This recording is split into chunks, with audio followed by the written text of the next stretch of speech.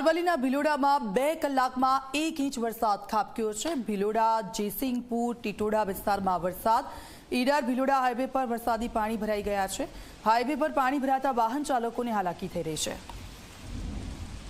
વાહન ચાલકોને સતત મુશ્કેલીનો સામનો આ વરસાદમાં પાણી જે ભરાઈ ગયા છે તેના કારણે જે રસ્તાઓ બ્લોક થઈ ગયા છે। બીજી તરફ રસ્તાઓમાં જે ખાડા પડ્યા છે પાણી ભરાવાને કારણે વાહન ચાલકોને દેખાતા પણ નથી। તો કેટલીક જગ્યાઓ પર એવા પણ કિસ્સાઓ બન્યા છે કે વાહન ચાલકો આ ખાડામાં ગરકાવ પણ થયા, તે લોકોને ઈજાઓ પણ પહોંચી। અને આ દ્રશ્યો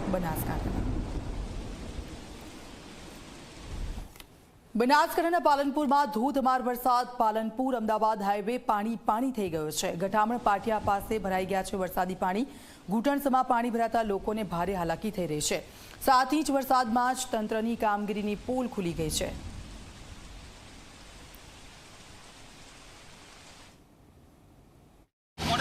બનાસકાંઠામાં સાર્વત્રિક વરસાદ છે વરસી રહ્યો છે। પાલનપુર વિસ્તારની અંદર ધોધમાર વરસાદ વરસ્યો છે। આ વરસાદ છે તે પાલનપુર વાસીઓ માટે આફત લઈને આવે છે।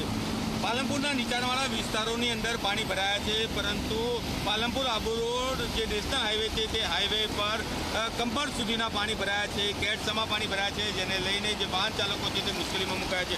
આપ જોઈ રહ્યા છો કે આ પાલનપુરના મધ્યમાં આવેલું બિહારી બાગ વિસ્તાર છે અને આ નેશનલ હાઈવે છે તે હાઈવે પર પાણી ભરાઈ જતા જે વાહન ચાલકો છે તેમની હાલત ખૂબ જ કફોડી બની છે। નાના વાહન ચાલકો છે તે ધીમી ગતિએ પસાર થઈ રહ્યા છે, તો મોટા વાહન ચાલકો છે તે પણ ધીમે ધીમે પોતાના વાહનો છે તે આ પાણીની અંદરથી પસાર કરી રહ્યા છે। હાઈવે પર પાણી ભરાઈ જતા અનેક જે નાની ગાડીઓ હતી તે ગાડીઓ ફૂટવાઈ હતી, તો તેની અંદર બેઠેલા મુસાફર અને ચાલકોએ નીચે ઉતરીને ધક્કા મારીને એ ગાડીઓ બહાર કાઢી હતી। તો અનેક જે નાના બાઇક જેવા 2 વ્હીલર સાધનો હતા તે પણ અંદર ફૂટવાયા હતા, જેને લઈને વાહન ચાલકોને મોટું નુકસાન થયું છે। મહત્વની વાત એ છે કે જે રીતે ધોધમાર વરસાદ પાલનપુર શહેરની અંદર વરસ્યો છે અને આ વરસાદના કારણે હાઈવે પર કમર સુધી પાણી ભરાઈ જતા જે વાહન ચાલકો છે તે અટવાયા છે, જેને લઈને પોલીસ અને તંત્ર દ્વારા જે આબુ રોડથી પાલનપુર આવતા જે વાહન ચાલકો હતા તેમને ડાયવર્ઝન આપી અને ચિત્રાસણીથી પાલનપુર અને લાલાવાડા થઈને તેમને ડાયવર્ઝન આપ્યું છે। તો જે ડીસાથી પાલનપુર થઈ જતા જે વાહનો હતા તેમને પણ ચિત્રાસણીથી પાલનપુર વાઘરોલ ચોકડી છે તે બાજુ ડાયવર્ઝન આપવામાં આવ્યું છે। આપ જોઈ રહ્યા છો કે જે રીતે નેશનલ હાઈવે પર પાણી ભરાયું છે અને તેને લઈને જે વાહન ચાલકો છે તેમજ જે સ્થાનિકો છે તેમાં ભારે રોજ જોવા મળી રહી છે। આપણી સાથે એક સ્થાનિક છે, તેમની સાથે વાત કરીશું। શું કહેશો ભાઈ, જે રીતે નેશનલ હાઈવે પર જ પાણી ભરાયા છે?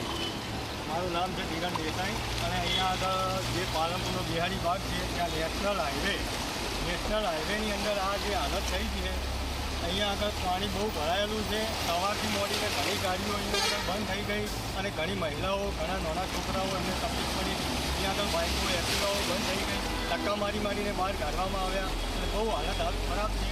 તો નેશનલ હાઈવેની અંદર આવી હાલત છે તો નીચાણવાળા વિસ્તારની હાલત શું છે?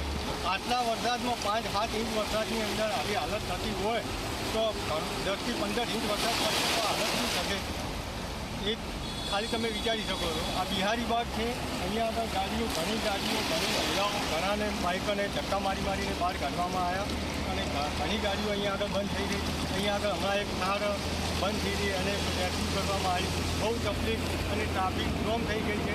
એક જ સાઈડ ચાલુ છે, એક સાઈડ બંધ કરવામાં આવી છે હાઈવેની, એક સાઈડ ચાલુ છે, અવરજવર એક સાઈડ પણ ચાલુ છે, એક સાઈડ પર ગાડી નેતા એવું નથી।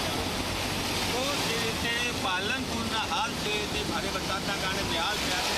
આપ જોઈ રહ્યા છો કે હાઈવે પર જે પાણીના મોજા છે તે દરિયાની અંદર મોજા ઉછળતા હોય તેવી રીતે મોજા છે તે ઉછળી રહ્યા છે અને કમર સુધી પાણી છે તે હાઈવે પર ભરાયા છે, જેને લઈને વાહન ચાલકો છે તે અટવાયા છે અને સ્થાનિક લોકોની અંદર તંત્ર સામે ભારે રોષ છે તે જોવા મળી રહ્યો છે।